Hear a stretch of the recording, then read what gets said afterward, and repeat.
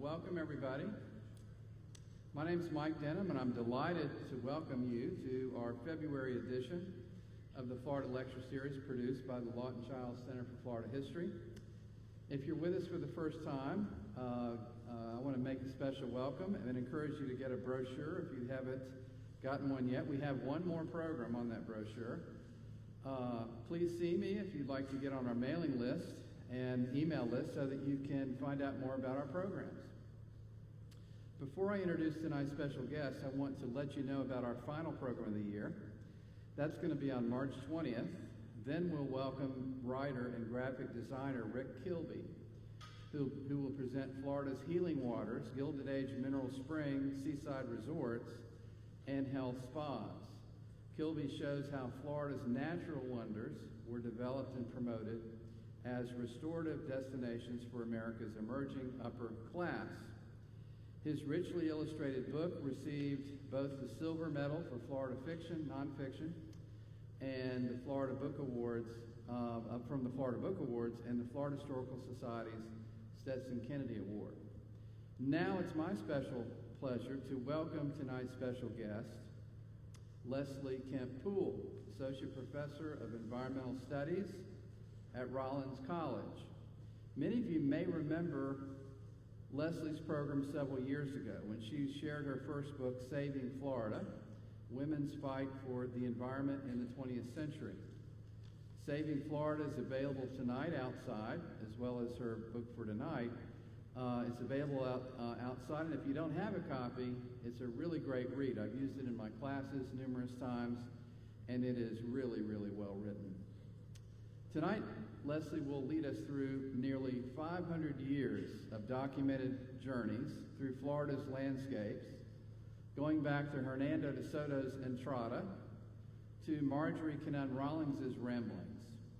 In between are William Bartram, John James Audubon, John Muir, Harriet Beecher Stowe, Stephen Crane, Zora Neale Hurston, and many others who have made special trips through our great state and recorded, of course, everything that they saw. Leslie traces those journeys, highlighting the Florida that was and the Florida that exists now in those same places. She brings together historical research, interviews, and her own personal experiences to tell a revealing story of the state's natural history.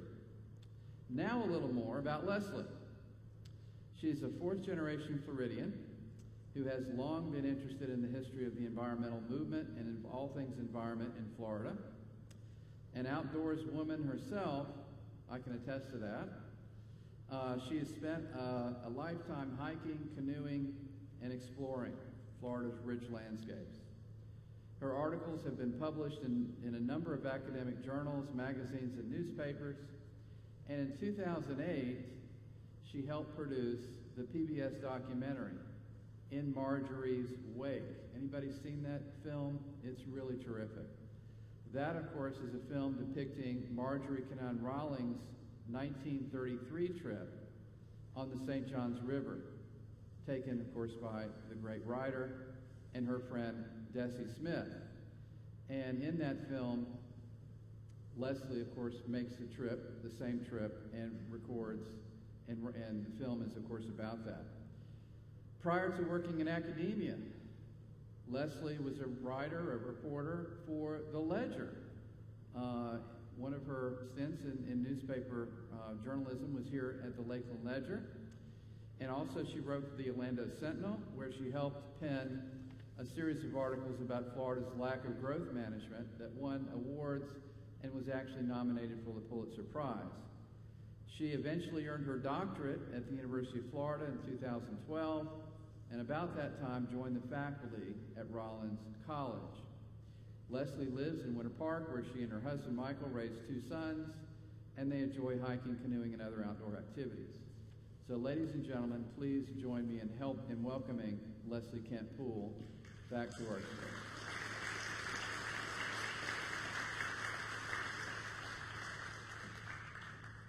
Thank you you, Mike. I want to thank you for the opportunity to come here and speak tonight, and thank all of you for giving up your Thursday night to come. I hope I will entertain you and make it all worth your while. This has been a life project. I've thought about it for about 20 years before I finally was able to put pen to paper. So I'm going to talk to you a little bit about each chapter. I can't really go in depth in the book. That's why we're selling them, but I hope that I'll pique your interest. At the end of my talk, I'm happy to take questions or hear your stories as well. So let's get started. All of this really comes from my background as a Florida history and literature nerd. And I find other people who feel the same way, including Clay Henderson, who spoke here last year and has written a wonderful history of the Florida environmental movement. Clay and I, much to our spouses' happiness, did a lot of trips around Florida looking at places of writers where writers had visited, including William Bartram, Marjorie Rawlings, John James Audubon, and we would go out on the boat on the St. Johns River and look for all these different sites. And this is really kind of where this genesis of this idea came from. In this picture on the right-hand side, you'll see Idlewild Point, which is the spot that Clay and I have just decided, absolutely, William Bartram visited, John James Audubon visited, and certainly Harriet Beecher Stowe and Marjorie Kinnan Rawlings boated by. So I'm taking this as kind of our starting point. I'll talk a little bit about each of those authors as we go along, but this is kind of the spot that kind of inspires the chapters that follow in this book. So we have to begin with Hernando de Soto. And what I try to do in each of these chapters is cover a different part of the state of Florida, a different era, and also different motivations and things that they were here for. The requirement in this book, and there have been plenty of visitors to Florida, but I wanted to follow people where there was a long written account so that I could use their words in the book and then go back and try to follow their paths as well and take a look at what it looks like today. At the end of each chapter is actually a little guide to tell you some of the places that we went to in case you would like to take up your own journey as well. So De Soto comes to Florida in 1539 with approximately 500 to 700 people on 9 different ships. And he is in Florida not for beauty. He is in Florida because he's looking for fame and wealth, hopefully the jewels and gold and silver that he had found in South America. He'd been part of some of the expeditions there, and his sole desire in Florida is to find wealth and claim land. So he has an interesting perspective on Florida, and that always makes it interesting to understand the motivations of each of the visitors here. I think I missed one. Okay. So the one thing we know about De Soto is that we don't really know much about where he was. It's a lot of speculation, and a lot of debate between historians, which gets really exciting. A lot of different communities want to claim their place as where De Soto landed. But in all likelihood, it was probably in the southwest corner of Tampa Bay at a place called Piney Point, where they unloaded the ships, they unloaded horses, all of their gear, all their personnel, in order to begin their great trek through Florida. This is a picture of what Piney Point looks like today. There's no marker or anything, but a group of historians has tried to pinpoint, and they think this is the best bet as well. And you know, it must have looked so amazing to De Soto. First of all, think about their landing in May, which had to be pretty hot and pretty buggy. They don't really know what they're going to find along the way, and many of them are in heavy armor, and they've got horses with them, and so it's a true exploration of the unknown. This is the path that's the best guess of where the expedition went. They wandered through Florida and then well across the southeastern United States, again, always looking for gold and riches. And eventually the indigenous people got wise to what they were up to and would just keep promising them, you know, keep going. It's north, it's this way, keep going, you'll find it. And in the meantime, he looted a lot of their food stores, enslaved a lot of people, and actually killed a lot of people. And it may have been the beginning of the spread of European diseases through the population too that ultimately decimated it. But what we do know is DeSoto died on the banks of the Mississippi River, and at that point, the remaining members of the crew put together, went to the mouth of the Mississippi, put together some rafts, and eventually got back to Mexico, which was Spanish ownership at the time. So at the time of all of this happening, DeSoto was really considered kind of a real loser. He didn't find the things he set out for. It was kind of a disaster for his crew, and of course he didn't come back. So it's fascinating. And one of the fascinating things about this is that 3 of the people who were on the trip kept journals, and a 4th person tried to put them together too. So we have many narratives to look at to learn about what DeSoto and his group were looking for. Their descriptions of Florida is not beautiful. Rivers are a problem. They're an impediment. Marshes, wetlands, these are all problematic, that a lot of the native people didn't even farm. They had no food to raid, and so Florida just wasn't all that hospitable to them. Today, though, there's some best guesses as to where DeSoto went. We're pretty sure he crossed the Withlacoochee River, possibly where this boat ramp is, up near Inverness. I tried to follow the best guess of a lot of historians, and the one place we do know, actually the only place that we're sure about, is a site in Tallahassee that was discovered by accident when they were doing excavation for a state office building. Now there's just kind of a plaque there, and it's kind of got like mold growing on it, but that's the site that we know where DeSoto spent the winter with his group before they decided to go north and look for gold in Georgia. Jonathan Dickinson is another person who comes to Florida and finds it incredibly dangerous and problematic. Dickinson is an interesting character. He was a Quaker who had been spending time in his family's holdings in Jamaica when an earthquake had hit, and he decides to take his family and return to Philadelphia, which is, again, still an English colony during this period of time. On the entourage are some people, enslaved people that he had, and a group of other people as well, and unfortunately they end up in a shipwreck off the coast of Jupiter.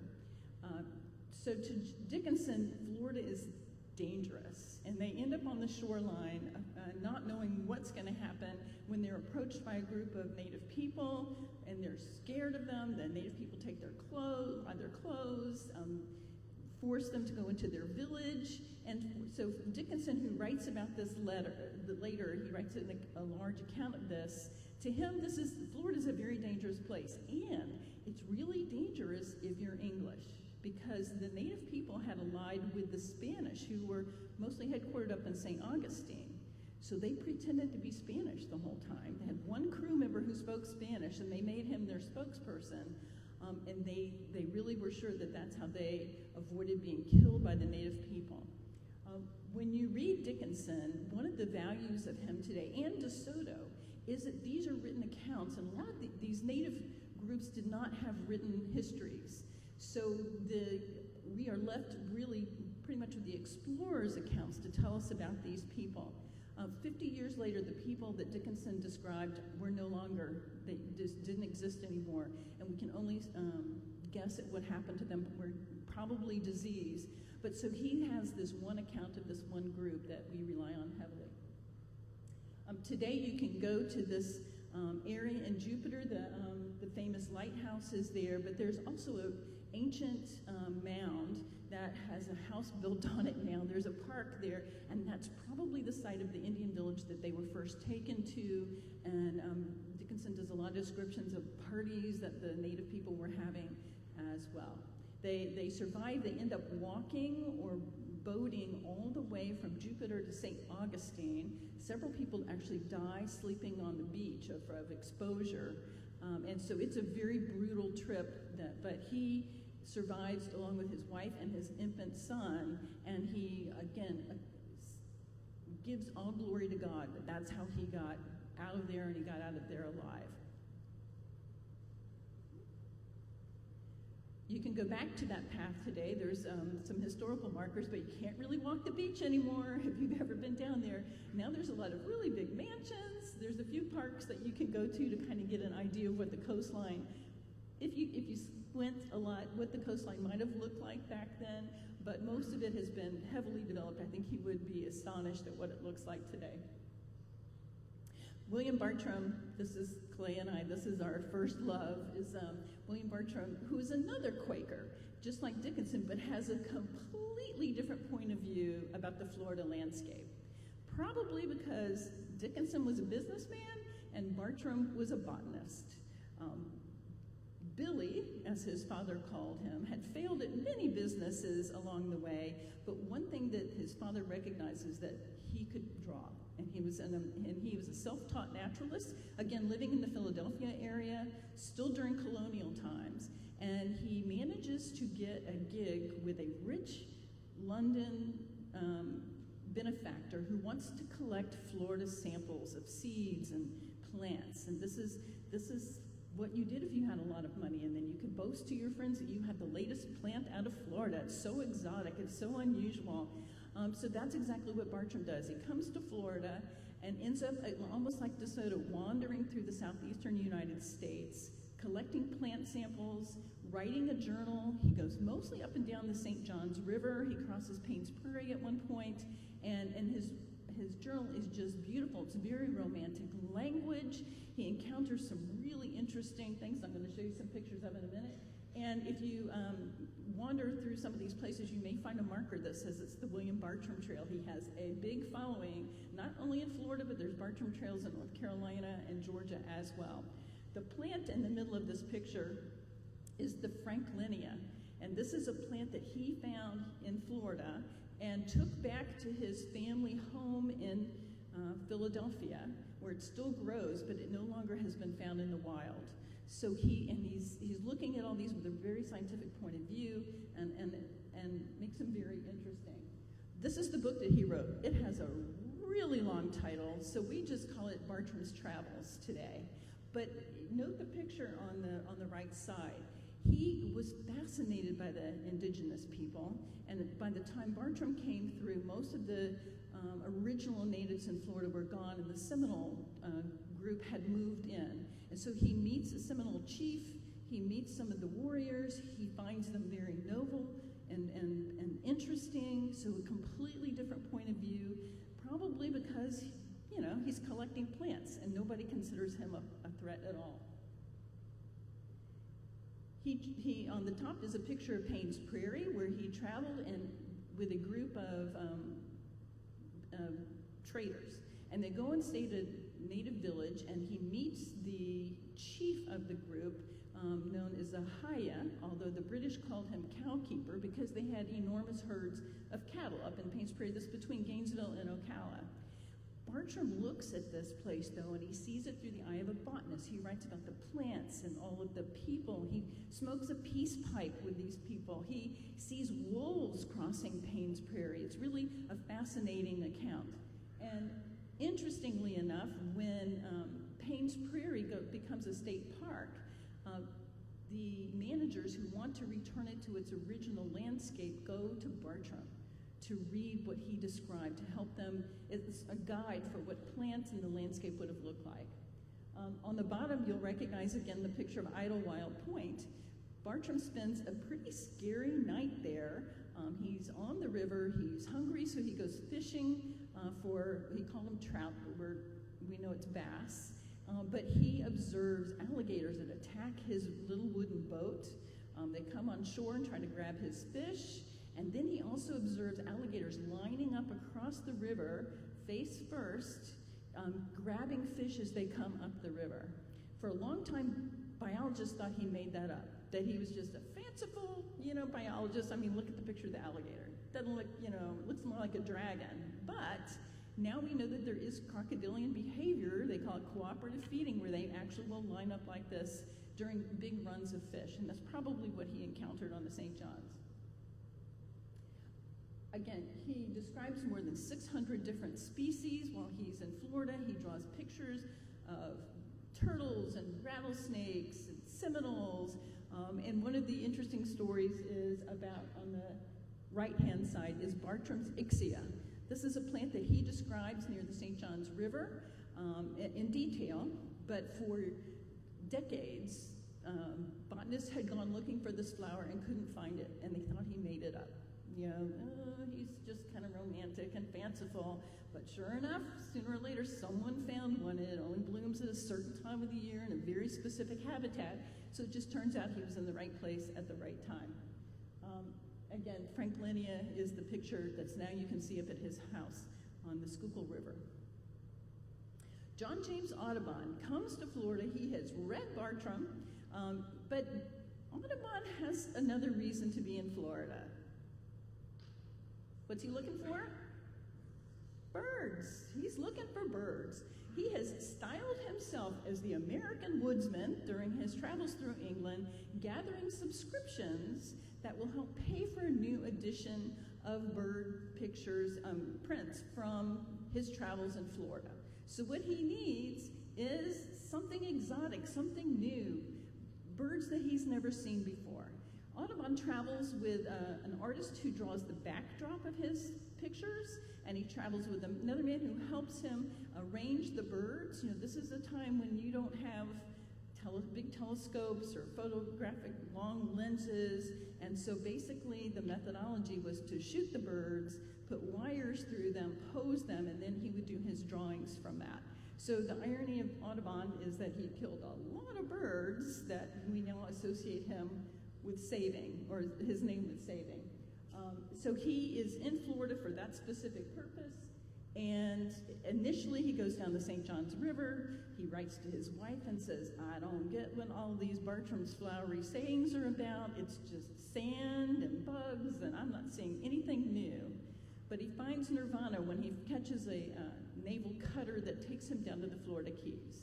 And there he finds all of these beautiful wading birds that he's never seen before, and he paints over 52 different new species that were new to him that will be in his next edition of his book. This is a picture of Dry Tortugas, which is the southernmost tip or islands off of Key West. It's now a national park, and he visited there and saw just thousands and thousands of nesting birds. His methodology was to try to paint or draw all of these birds life-sized. So if you ever get to see an original print, I mean, they are enormous. And sometimes he had to have the birds bend over like the, flamingo, because he couldn't fit them all on the page. But this gives you an idea of the folio that he put together. If you're interested, there's a wonderful exhibit right now at the Daytona Beach Museum of Arts and Sciences of all of the birds that Audubon drew when he was in Florida, and most of them are these big life-size prints. So if you're interested, go there. They just extended the time for the show. It's really amazing. There we go. So this was one of the fun trips. This is 2 weeks before COVID shut everything down. I went with my photographer friend, and we went down to the Keys to go do some research on Audubon. One of our first stops was with Jerry and Linda Lawrence. Jerry is the chief ornithologist for the Florida Audubon Society, and he studies all these wading birds and what's happening in their habitat. He's been incredibly involved in the Everglades restoration projects. He walked us around Indian Key, which is a place that Audubon visited, that not long after Audubon left, the Seminoles came in and burned to the ground. But it's still there. It's a really interesting, we can walk around and the roads still have names on them. And then we also, again, took the seaplane out to Dry Tortugas to see the birds. This picture does no justice for how many thousands and thousands of nesting birds that still exist there. So I could stand there and look at it and try to imagine what Audubon saw and hope that this is what, I'm still having a glimpse into his journey by being there. John Muir. We all know John Muir as the man of the Sierras, right? The Sierra Club. He protected the Sierra Nevada mountains. We think of him associated with Yosemite National Park, and all rightly so. But before John Muir became John Muir, he was a young man and walked to Florida from Indiana. And you can read about this in a book called 1,000-Mile Walk to the Sea. And that's literally what he does. He had been in an industrial accident. He had been blinded in one eye, and the doctors weren't sure he was going to get his vision back. His second eye, he said, also went blind temporarily, kind of sympathetic. And during the month he was spent in a room that was darkened with his eyes bandaged, he made a deal with God. if I survive this and get my vision back, I'm going to take that trip I always wanted to take and walk from Indiana to Florida, and then I'm going to get on a boat and go to South America. Like Bartram, he was a botanist. That was his interest. So Muir keeps a really intricate journal talking about all the places that he visits. He, again, I believe during this walk, as you read his words, you start to see him formulating his philosophy about the human place in the world. And basically, he sees God in nature, and he sees all of nature as equal to humans, which was really unusual during this period of time. And remember, he is walking in 1867, so his chronicle is also describing a South that's been ravaged during the Civil War, and he has a lot to say about the different people he meets. He's begging food, he's begging lodging along many parts of the way as well. This is a picture from his journal. As you can see, he was drawing pictures. He was quite fascinated by Florida's palm trees and wrote extensively about them. But this Florida to him was, again, like Audubon, it was his nirvana. This was where the tropical things were going to be. This is what he longed to see, and he even says that in his journal when he arrives in Fernandina Beach. I am now in the hot gardens of the sun.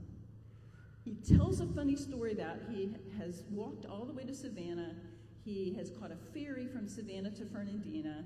He gets off at the port there and starts following the train tracks because they were empty. The trains weren't running anymore, but if you think about it, train tracks are cleared, and if you're walking through the jungle-y Florida, that's a nice, safe path that you can go down. He buys himself a loaf of bread, he sits down under a tree, and he starts to take a nap, and he hears a crashing sound.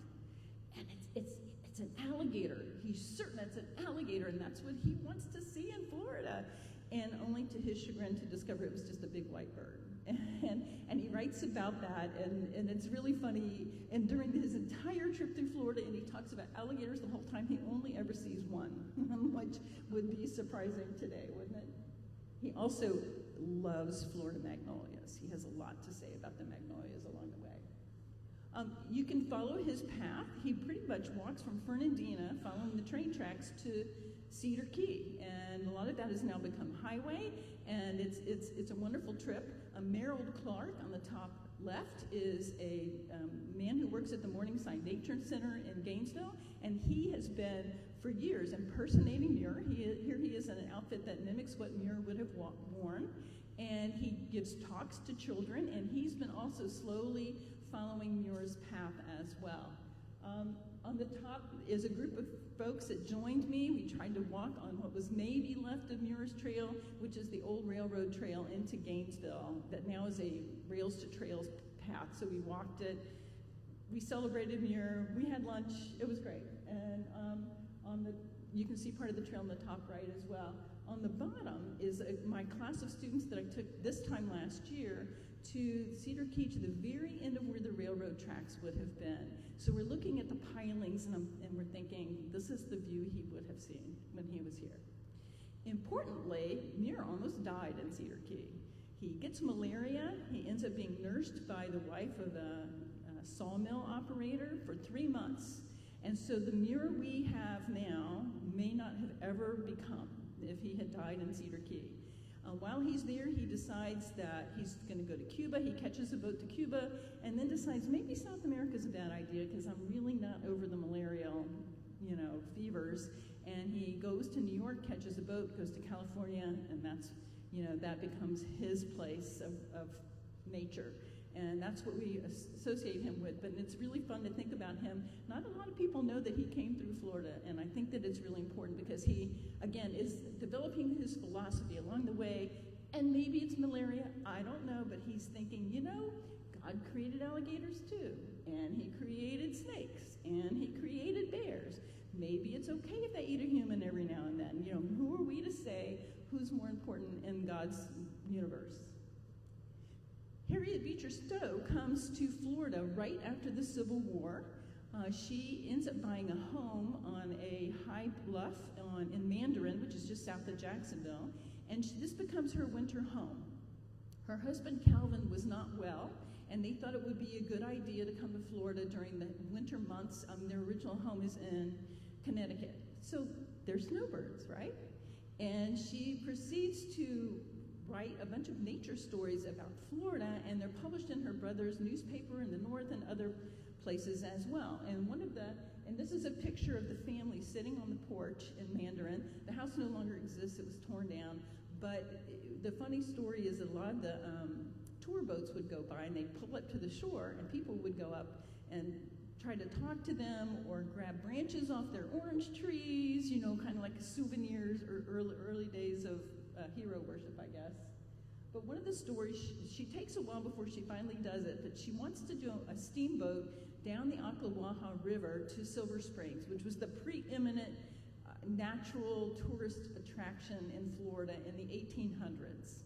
And reading about these steamships is fascinating. They were wooden, they were narrow because the Ocklawaha River, which runs basically from Willatka or Palatka, from the St. Johns River, is really narrow and twisting and serpentine. And so the boats had to be narrow, but they were also made of wood, which meant that they were subject to any fire that might break out on board the ship, or they could hit logs in the river. It's a really fascinating story. And she talks about, to her, it was going into fairyland. They get on the boat, they go to sleep at night, and they wake up the next morning and they're at Silver Springs. And she'd never seen anything like it. She writes just beautiful descriptions of it. And again, this is written, it is published in her brother's newspaper up north. So you could say she's kind of attracting people into Florida as well with her stories. Today you can still go to Silver Springs and see some of what she saw, but the springs are not in as good a shape. I went out one day with my friend Karen on the Ocklawaha River to take a look at it. It was a winter day, but still a very beautiful river on one part of it. The other half of it has been dammed for the old Cross Florida Barge Canal project in the 1960s, which was a real boondoggle debacle. But the dam is still there, so you can't travel the whole river like she once did. You can't get to Silver Springs anymore unless you go through a series of locks and endanger your prop on your boat as well. That's a picture of the dam. It has actually outlived its licensing, and we're not really sure what's going to happen with it. But you can go to Mandarin and see some traces of where she went. She helped found an Episcopal church there. She helped create a school for freed black children. She encouraged her friends to come down and make it a very integrated society. And it's really fun to go back and see those places as well. And Mandarin takes great pride in having been her home, even though apparently a lot of the locals weren't real happy about having her there, having known her famous book, Uncle Tom's Cabin, may have inspired a lot of sentiment pre-Civil War. I also did a chapter on West Florida, and while there wasn't any one person who traveled through West Florida, and I'm talking about the Panhandle, I did find a lot of different travelers who had different opinions of the area as well. Let's see, Daniel Boone came through. He actually bought a piece of property and tried to talk his wife into moving to Pensacola, and she said no, so then he ended up selling it. Andrew Jackson and his wife Rachel lived in Florida when he was territorial governor up in Pensacola. She thought it was just a horrible place, and she wrote terrible things about it at first, but after being there a few months, she suddenly relented and decided maybe it was pretty after all. But it was so foreign to her experiences. And there's a picture of downtown Pensacola, which might give you an idea of why she might not have liked it quite so much. Other travelers who came through, Sidney Lanier, who was a well-known Georgia poet, who wrote a travel log for the railroad companies, extolling the beauty of Tallahassee. George Catlin, who was known for his paintings of native people, particularly the chiefs in the Midwest and West, came through. And this is a painting he did of a Seminole family on the beach at Santa Rosa with the huge dunes, and they are camping out there and fishing, which I just thought was really fascinating. Laura Ingalls Wilder, Little House on the Prairie. She lived in the Panhandle briefly for a while too. Her husband Almanzo was not in good health. They thought moving down to it's north of Pensacola area, where some of his family already lived, might be really good and healthy for him. However, like within 9 months, they were out of there. The family apparently wasn't that friendly, and they didn't really like the humidity and the heat of Florida as well. But you can go, and there's markers now, and there's a picnic area that commemorates where she lived up in this area. It's called Westville. It's really close to the Alabama border.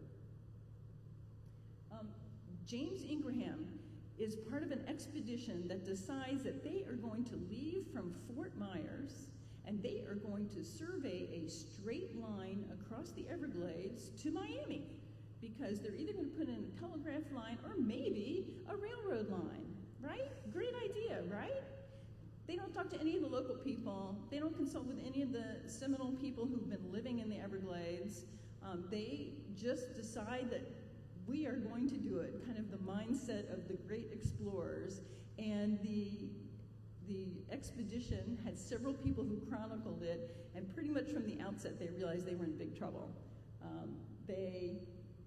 The Everglades actually used to start in the Orlando area and work its way down, and there's no straight path across. There are islands and marshes, and the water moves in one direction and not the way they were going. And this is a picture of a native person on a dugout canoe. That's how the Seminoles got around. That picture actually is taken where the Miami airport is now, which should give you an idea about how much that has changed as well. But nevertheless, it was a great idea. It just didn't go well. This is one of the chroniclers of the trip, Alonzo Church. He tried to explain it, that this is mystery, this is unexplored, this is like going into we know less about this than we know about Africa. So this is where we need to go and be, valiant men, right? And be great explorers, but it just didn't turn out that way. What eventually happened is they ran out of food. They couldn't really boat across. The crews ended up getting out of their boats and pushing them through the sawgrass and mud. And if you've been in either one of those, you know that it's a horrible trip. The sawgrass will rip your clothes, the mud, you'll sink up to your knees. And a few times, he said if they hadn't stepped on turtles, they would not have had anything to eat that night. So they ran out of food right away. They were not provisioned well. They really didn't know what they were getting into. But today you can still go and see where they left. This is Fort Myers, pretty much close to where they would have left on the expedition, all happy. And then they ended up in downtown Miami at what was once a fort, and then became the home of Julia Tuttle, who welcomed the expedition when they finally got out of the Everglades, thanks to a Seminole man that they find along the way who points them in the right direction. And I think Church says, I've never had a better meal. We were just so excited to get there and see the flag. There's very little you can see today. You can't really follow their trail other than taking highways across the Everglades. Downtown Miami, the place where Tuttle's home was, is now kind of surrounded by fencing. But you can find a few reminders, including there's, I don't know if you can tell, but this sculpture has a picture of Julia Tuttle holding oranges. The story is she sent Henry Flagler orange blossoms after a huge freeze to convince him to come to Miami with his railroad. Stephen Crane, the author of The Red Badge of Courage, right? The great story of battle in the Civil War, caught a lot of flack because he never went to the war. He was never in active duty. And his wounded pride brings him to Florida just shortly after that, because he needs to prove himself. So he decides he's going to come to Florida, to Jacksonville specifically. He's going to get on a boat of gun runners that are going to take guns illegally, because the U.S. government had outlawed it. They're going to go down to Cuba, and they're going to run guns to help the revolutionaries in Cuba. Along the way, he meets Cora, who becomes his wife. Cora ran a hotel of sorts that had some gambling and maybe a little prostitution, we're not really sure, but they become lifelong partners as well. So Crane gets on a boat in 1897 in Jacksonville, but before the boat has ever traversed the mouth of the river at the Atlantic Ocean, it has already run aground twice. But the captain is sure that everything is fine. But when they get off the coast of Florida, it starts taking on water. and eventually it sinks. And we know now it was about 10 miles off the coast of Ponce Inlet, which is Volusia County. He comes back, he writes a newspaper account about it, and then he writes the short story, The Open Boat. And if you haven't read that, it's a really remarkable piece, and he talks about how he was in a boat with 3 other men, and they all took turns rowing, except for the captain who'd broken his arm, and when they get close to the coast, eventually the boat just topples over in the surf, and they manage to get onto the sand, and one of the people in the boat drowns along the way. Headlines across the United States from the day before announced that he had drowned, that he was dead. Cora sees this, goes into hysterics until he telegraphs her and tells her, no, I'm alive, and so she comes to Daytona Beach to help him. A few years ago, I met Elizabeth Friedman, who's an English professor in North Florida, and turns out she had been teaching the open boat in her classes, and she was also a scuba diver, and so one of her adventures was to try to find where the wreckage of the Commodore was.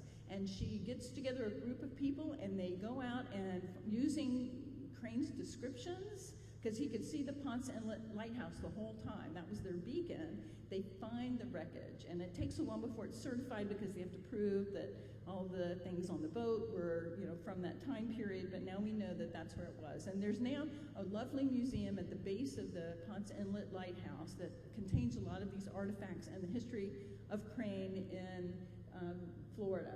He doesn't last long. He and Cora leave to go to Turkey to go follow a war. He doesn't live a very long life. He dies of tuberculosis eventually in Europe. But, we still think of him as this great writer. And then Hemingway said that The Open Boat was one of the most perfect short stories ever written. Zora Neale Hurston has been a writer who was neglected and now has really come into her own. I mean, her fame is rising regularly. She claimed Eatonville, Florida, which is a suburb of Orlando, as her hometown. In fact, she was actually born in Alabama, but Zora was known to kind of stretch facts, including her age, different times in her life, to suit whatever she needed. She did grow up in Eatonville, which claims to be the oldest incorporated black city in the United States. It was a safe place of refuge during Jim Crow, Florida. The community all knew each other, and one of her favorite things to do was to go to the local store, where her mother would send her on errands, and she was forbidden from staying very long because there would be a group of men on the porch almost all the time telling stories, telling fables, and she was absolutely fascinated by this. And this carries on into her later life when she goes to Barnard College and gets a degree in anthropology, and part of her work there is to go collect stories in Florida, to collect folklore. So Eatonville celebrates her now. There's really very little there that you can see that she would have experienced. I found this beautiful mural on a basketball court in Eatonville. There's the Mosley house that she did visit, but her home is long gone. It's a fenced-in piece of land now, and the store is long gone as well. But as you come into the city, you might see her image on the pillars of a big gateway that's across the entrance to the city. And they claim her and have an annual Zora Festival every year, and there's a Zora Neale Hurston Museum there as well. One of the things that she did during the Depression is she got a job with the WPA collecting folklore in Florida. And two of the places that she visited, I featured in this book because there's such fascinating stories. The first one on the top right is the Everglades Cypress Company. It went through a couple of name changes, but that was in Polk County, right on the Osceola line. And it was a huge operation. And Zora went there thinking, because all the workers were black, and she was thinking, I could go there, it'd be a great place to gather stories and music and hear them talk. But she showed up in a brand new car and a nice new dress. And so immediately the workers were suspect. They thought she was from the government or from the police. And so she said, right then, she came up with the idea that, oh no, my boyfriend's a moonshiner and I'm on the lam. And so they took her in. She ended up living with the workers, collecting their stories, and she had a real ear for dialect. And I think this also proves what a chameleon she was. She could be part of the Harlem Renaissance and get a degree at Barnard, and then go fit right in with the workers in a lumber mill. And another place she visited was a turpentine camp in what's now Cross City. And the only remainder of it was, I found this with my students, is the name Shamrock. And that was the name of the area, the general area. Turpentining was terrible, hard work. You worked out in the woods, you cut into trees to try to collect the resin that was then turned into naval products. And so was the sawmill. I mean, they went out, they were cutting the trees and then bringing them back. It was incredibly hard work. The turpentine camp she described as pretty much, it's like slavery to her. You weren't allowed to leave the camp. You bought all your stuff at the company store. You were always in debt. And if you threatened to leave, people disappeared. She was there to talk to people and get them ready because a crew of white tape recorders were going to come in and record these people's stories. But she was the primer to get people to talk, and they did. Stetson Kennedy wrote about it. Oh, I should say, wait a minute. This is kind of a famous marker that's right at the Osceola-Polk County line. Some of you may be familiar with. It's about all that you can find of the old sawmill. There's a Publix. I'm pretty sure that's where the Publix was, but this is an old road marker that's on the old Dixie Highway that probably came after her, but it's famous because it's misspelled. Citrus is misspelled in it. Okay. If you go to Fort Pierce, there are a lot of different ways to remember Hurston and to visit sites where she lived. Fort Pierce is where she spent her final 2 years of her life. This is her cemetery site. It was unknown. It was unmarked until the 1980s. It's in an all-black cemetery. Alice Walker, the wonderful writer and poet who wrote The Color Purple, goes on a pilgrimage to find Zora. And she's walking through weeds, and she finds a kind of depressed area in the ground, and she decides that must be Zora's gravesite. So she paid for the tombstone, and now it's a site of people coming to visit and leave offerings on her grave as well. And on the far right is the house where she spent the last 2 years of her life. She was working on a play that she later turned into a book called The Life of Herod the Great. It was never published in her lifetime. It was rejected by a lot of publishers, but it just got published last month. So there you go. You never give up on your publishing dreams. And this house was owned by a local doctor who was friends with her brother, and that by the end of her life, she was living there rent-free. She had no money. She was working constantly, but she also was having a lot of health issues. A lifetime of cigarette smoking, not eating the various food, had developed hypertension, and ultimately she had to be housed in a nursing home, which is at the bottom right picture. It was a county blacks-only nursing home where she spent her final days and ultimately died of a stroke. Today, though, the people of Fort Pierce really celebrate Zora, and they have got money, and they hope later this year they're going to open a museum in this nursing home. And early on, they had put together rooms to try to mimic what it would have looked like when she lived there as well. And this is Marvin Hobson, who's an English professor who has been championing that cause. They're also hoping to buy that house that she lived in as well. I'm going to wrap up with Marjorie Kinnan Rawlings. I'm a huge Rawlings fan, and I have to say I was here a few years ago to talk about the Year of the Yearling, and it was the anniversary of her book, The Yearling, that won the Pulitzer Prize, and I'm on the board of trustees for the Rawlings Society. And it's I just love her descriptions of Florida and Florida nature, and I really believe that her writing, which was enormously popular when she's writing in the 30s and 40s, really opened the eyes of a lot of people around the United States and around the world to see the beauty of rural Florida. She and her husband were working journalists in Rochester, New York, when they decided that they'd had enough and they wanted an adventure, and their grand scheme was to buy a house with an orange grove in Florida, because surely the orange grove would pay for everything and they could just spend all their time writing whatever they wanted to write. At the time she was writing Gothic romance novels. This is the house when it got fixed up, but it looked pretty bad when they bought it. Sight unseen, she invests her whole inheritance in the house. Right away, Charles is not happy. This is not the landscape he was interested in. He wants to write about yachting. But Rawlings fell in love with the people and the local landscape as well. On the right is a publicity still of her typing on her manual typewriter on the porch.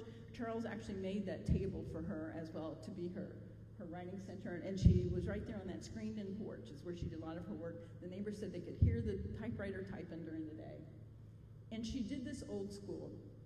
At the University of Florida, you can go see her archives. This is the early manuscript of The Yearling, which she wins a Pulitzer Prize for in 1939.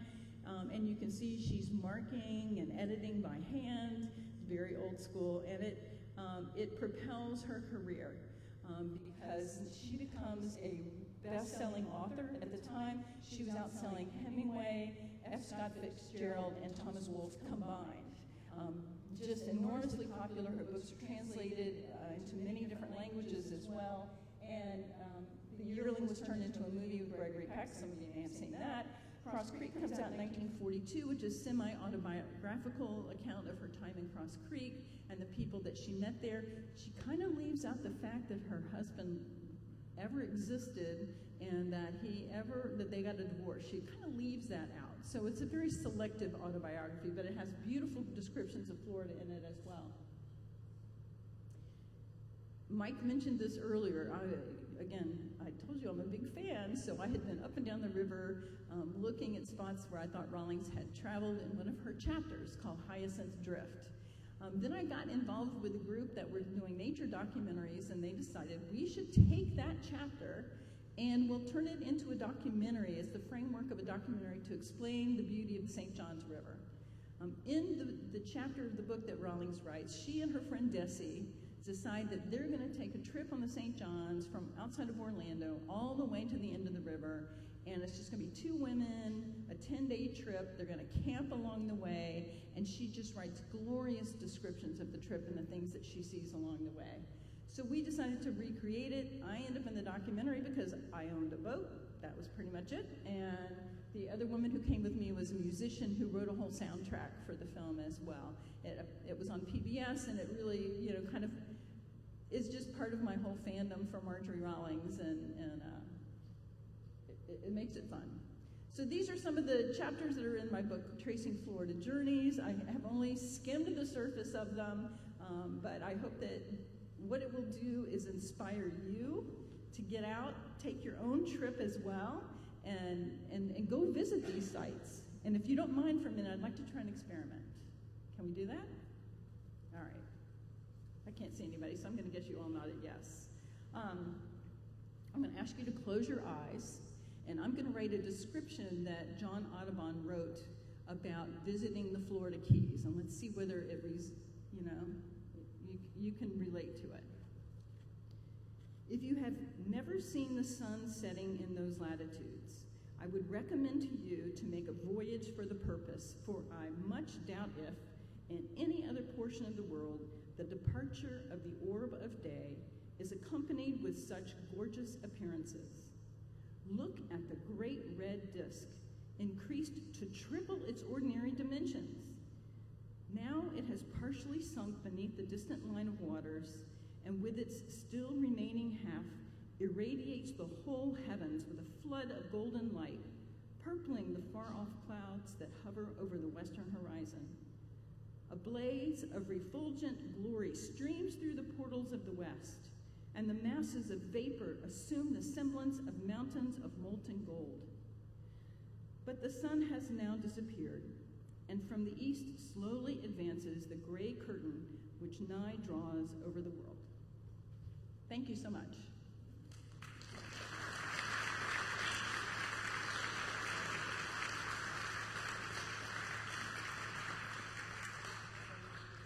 Let me turn this microphone on. Oh, there it is. Okay, good, wonderful.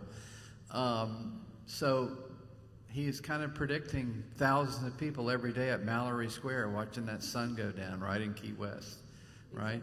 Amazing. Okay, great. Well, I'm sure that there are some questions out there from people that would like to ask a question. Anybody have a question? Okay.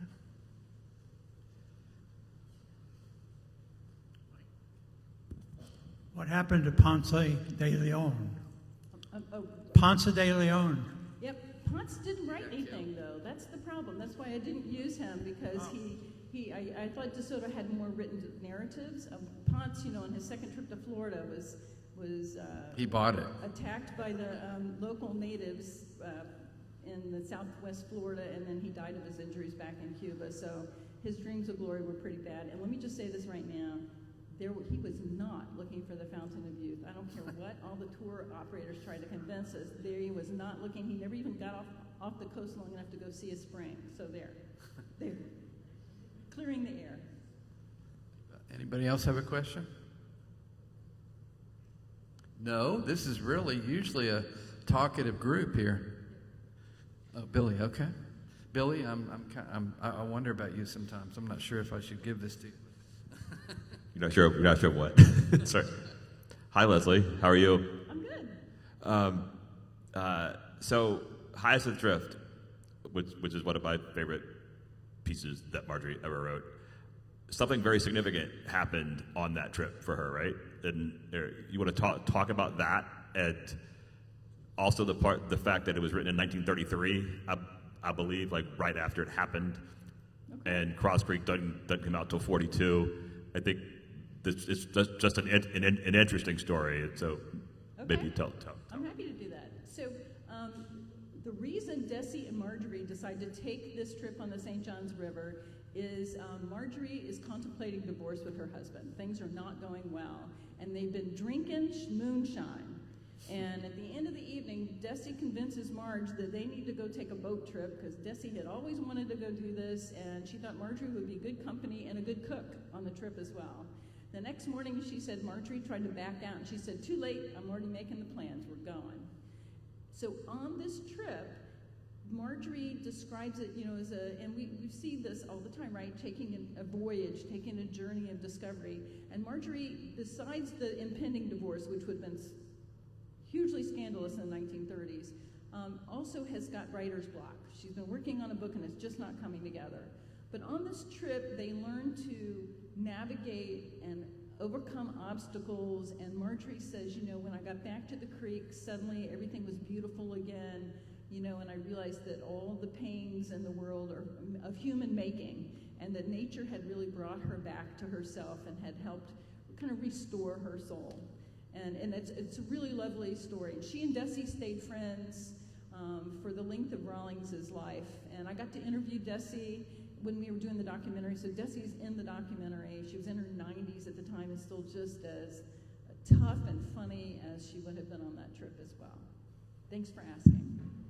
How many days did it take them? Marjorie only described 7, but Desi said they were on the river for 10 days. I can't imagine 7. They could have made it that fast, yeah. Well, and they were camping. You just pulled up and camped, or right. burrowed in an empty cabin. You don't do that now.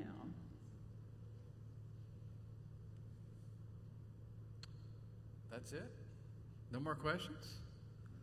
Okay. Well, thank you very much, Leslie. And I appreciate it. And we can meet folks out there if they'd like to get a book or something, and there's probably still a few left, I'm not sure, but anyway, thank you very much for being with us, and we will be here in this room one last time this year, and that's going to be March 20th, one exact month from today, the same date as February, but it's going to be March 20th, and we'll see you next month.